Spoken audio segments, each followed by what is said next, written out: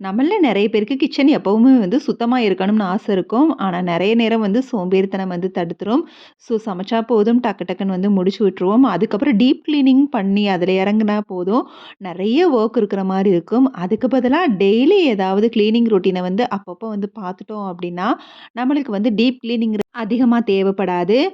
So எந்தெந்த விஷயங்கள இன்னுமே பார்த்து பார்த்து மறக்காம செய்யணும். அந்த மாதிரி சின்ன சின்ன விஷயங்களும் நெறையவே இருக்குது. ஸோ சில ரொட்டீன நம்ம ஃபாலோ பண்றப்ப, கண்டிப்பா அது நம்மளுக்கு ஒரு ரொம்பவே கைவந்த ஒரு பழக்கமா ஆயிரும். நம்மளே நெனச்சாலும் அதுக்கப்புறம் மாத்த முடியாததாயிரும். நான்லாம் எவ்ளோ பெரிய சோம்பேறின்னு பழைய வீடியோஸ்லாம் சொல்லியிருக்கேன். நானே நெறைய சேஞ்சஸ்லாம் கொண்டு வந்திருக்கிறேன்.